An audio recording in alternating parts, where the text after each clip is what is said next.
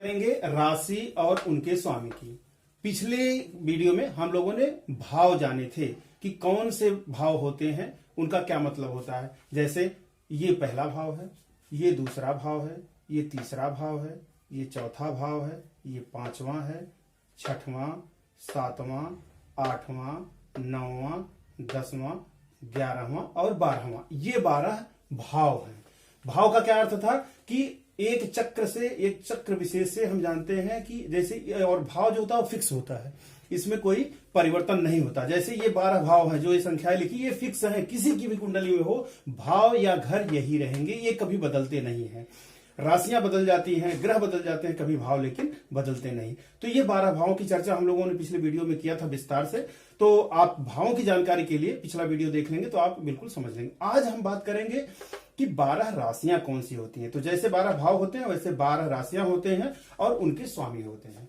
तो राशि और उनके स्वामी, पहली राशि है मेष, इनके स्वामी कौन है? मंगल। इसका मतलब कहीं भी अगर एक लिखा हुआ है, एक गिनती लिखी होगी किसी खाने में, तो इसका मतलब वह राशि कौन सी होगी, वह घर किसका होगा? वह होगा मेष का।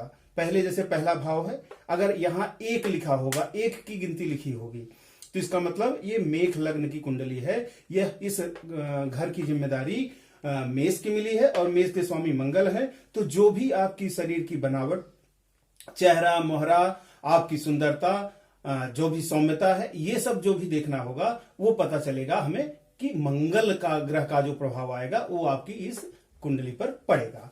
दूसरी राशि है वृषभ, इसके स्वामी है शुक्र। तीसरी राशि है मिथुन, इसके स्वामी है बुध। चौथी राशि है कर्क, इसके स्वामी है चंद्रमा। पांचवी राशि है सिंह, इसके स्वामी है सूर्य।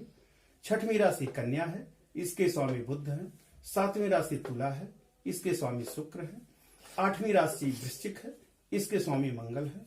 नौवीं राशि धनु है, इसके जो राशि स्वामी है वो गुरु है। 10वीं राशि मकर है, मकर के जो मालिक है, जो स्वामी है, शनि है। 11वीं राशि कुंभ है, इसके स्वामी शनि है। और 12वीं राशि मीन है, इसके स्वामी गुरु हैं। तो हमारी धरती पर जो भी कुंडलियां बनती हैं उस पर यही 12 राशियां होती हैं। यही 12 राशियां पूरे कुंडली को गवर्न करती हैं।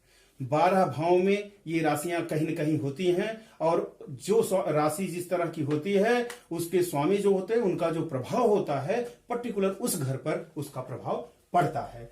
और जो ग्रह है, हमारे 9 ग्रह हैं, कुछ ग्रहों को एक से ज्यादा राशियां मिली हुई है, जैसे मंगल हैं, शुक्र हैं, बृहस्पति हैं, शनि हैं। कुछ ग्रह हैं और कुछ ग्रह हैं जिनको एक राशि मिली हुई है, जैसे चंद्रमा को कर्क मिली हुई है। तो इस तरह से इनका विभाजन हुआ है।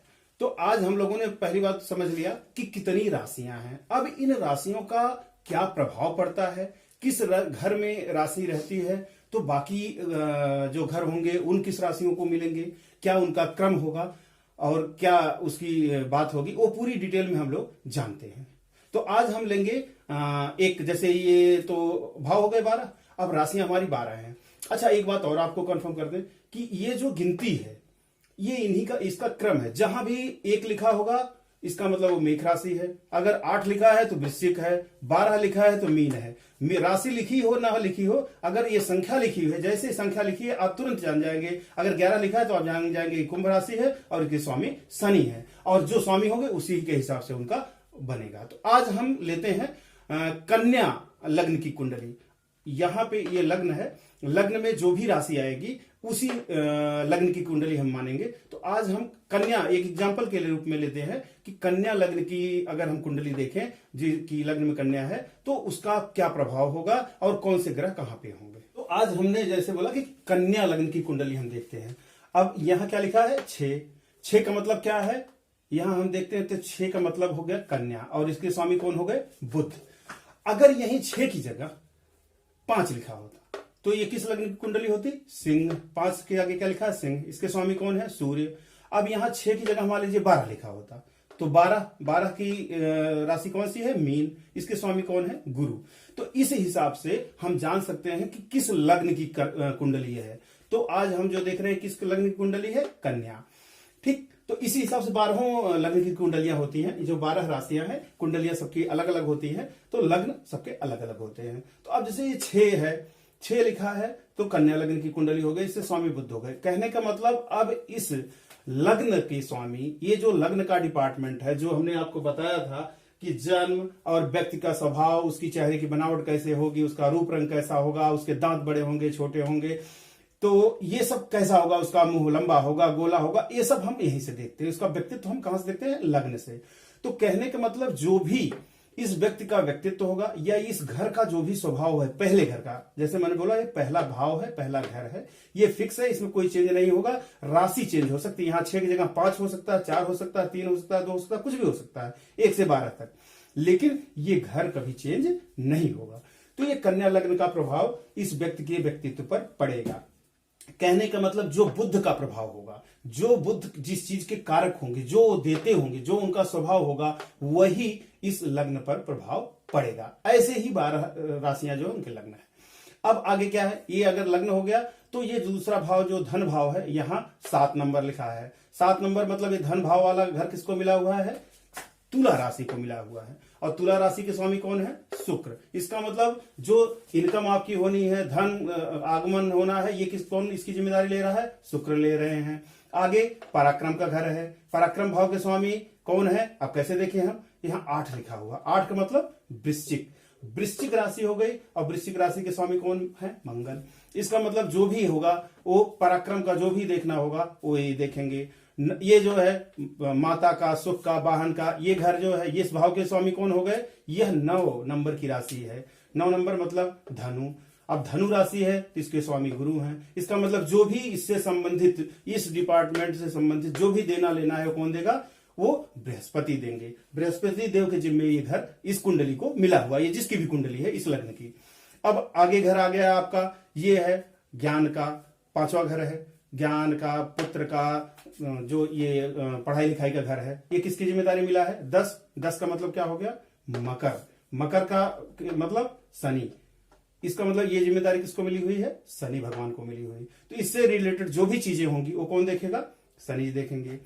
यहां ये घर कौन मिला है? 6ठा घर। अब जैसे मैंने बोला यहां लिखा 11 है, मतलब यह राशि 11 है। 11 का मतलब कुंभ, और कुंभ के मालिक शनि। लेकिन ये घर कौन सा है, भाव कौन सा? ये बहुत लोग कंफ्यूजन होते हैं, राशि और भाव में बहुत लोग कंफ्यूजन होते हैं, इसलिए हम लोग बार बार बता रहे हैं, इसको हम बता रहे हैं कि राशि और भाव में क्या अंतर है। अभी भाव कैसे छठा हुआ? 1, 2, 3, 4, 5 और ये 6, ये 6ठा घर है। जो शत्रु का घर है, दुश्मन का है, ऋण का है, उधारी का है, ये घर है, ये किसको मिला हुआ है? शनि भगवान को मिला हुआ है, क्योंकि यह कुंभ राशि है। तो इससे जो भी चीजें संबंधित होंगी वो ये देखेंगे। ये आ गया आपका पति या पत्नी भाव, स्पाउस का घर होता है। इससे हम देखते हैं ये किसको मिला हुआ है? 12 नंबर की राशि को मिला हुआ। 12 नंबर की राशि कौन है? मीन। मीन के स्वामी कौन है? गुरु। तो बृहस्पति को ये मिला हुआ। इसका मतलब आपके पति या पत्नी जो भी होंगे उनका स्वभाव कैसा होगा, उनके साथ आपके संबंध कैसे होंगे, वो आगे हम बताएंगे कि इसको कैसे देखते हैं आगे कुंडली में। अभी केवल आप इतना जानिए कि 12 जहां लिखा है इसका मतलब ये मीन राशि है, इसके स्वामी गुरु हैं। और ये जो घर है, ये जो डिपार्टमेंट है, ये पत्नी, स्पाउस, पति और पत्नी का जो घर है, इसकी जिम्मेदारी इन्हीं की है। इसके लिए जो भी अच्छा भला जो फायदा करेंगे, नुकसान करेंगे, अच्छा पति आएगा, अच्छी होगी पत्नी, अच्छी होगी, जो भी होगा वो पूरी जो डिटेल होगी वो इसी से पता चलेगी। अब अगला ये है दुर्घटना, मृत्यु, इसका घर है, ये 8वां घर है, इसको खराब घर माना जाता है। 6, 8 और 12 ये घर, यहाँ पे कोई भी कम ही ग्रह ऐसे हैं जो अच्छा फल देते हैं। मैक्सिमम ग्रह जो है नुकसान, खराब फल देते हैं, क्योंकि घर ही ऐसा है। अब अगर मृत्यु घर में कोई बैठा है तो क्या ही अच्छा करेगा, क्योंकि उसको देना तो मृत्यु ही है। तो इसलिए उस घर के हिसाब से उसका फल मिलता। अब ये मिला है किसको? 1 नंबर को। 1 नंबर हम देख रहे हैं मेघ राशि है। मेघ राशि के स्वामी कौन है? मंगल। मतलब इस कुंडली में मंगल को मृत्यु की जिम्मेदारी मिली है, दुर्घटना की जिम्मेदारी मिली है, इस तरह की जो समस्याएं हैं वो देखने की जिम्मेदारी मंगल को मिली है। इसके बाद आ गया आपका ये धर्म का, पिता का, आय का, पिता का धर्म का घर है और गुरु का घर है।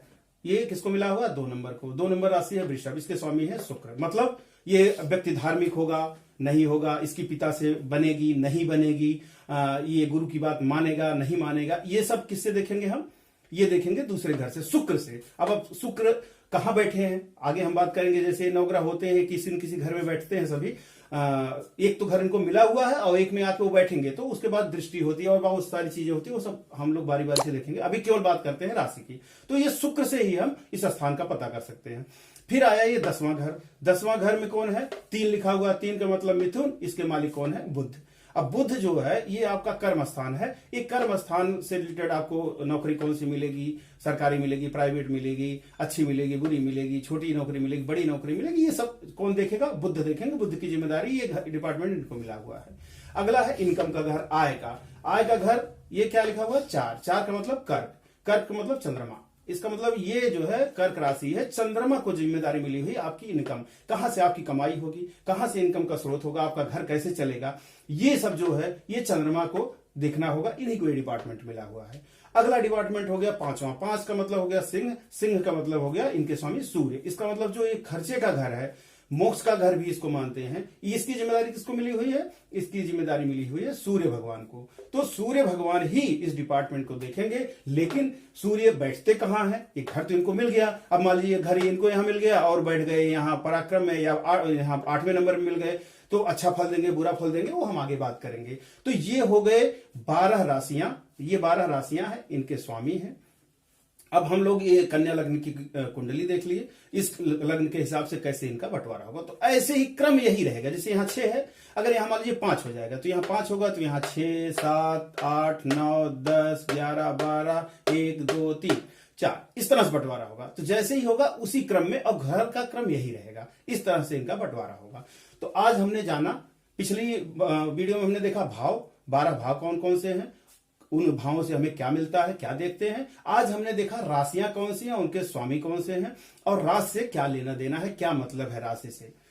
तो अभी ये जैसे हम लग्न कुंडली की बात कर रहे हैं, जैसे हमने आपको पहली वीडियो में बताया था कि लग्न कुंडली और चंद्र कुंडली अलग होती है, तो आगे हम बात करेंगे। फिलहाल आज हम केवल इस कुंडली में विस्तार से ही जान रहे थे कि हमारी राशियां कौन सी है और उनके स्वामी कौन से हैं। अब आगे भी हम देखेंगे कि कौन से ग्रह कहां बैठे हैं, उनका क्या फल होगा, उनका क्या प्रभाव होगा, वो कितना अंश पे बैठे हैं, अंश पे बैठे कमजोर है, मजबूत है, अगर कमजोर है तो उनके लिए क्या कर सकते हैं, उनके लिए क्या पूजा पाठ कर सकते हैं। अगर कोई ग्रह आपका खराब है, खराब जगह बैठा है, तो उसके लिए क्या करेंगे, ये सारी बात हम लोग विस्तार से जानेंगे। बहुत बहुत धन्यवाद आज के लिए।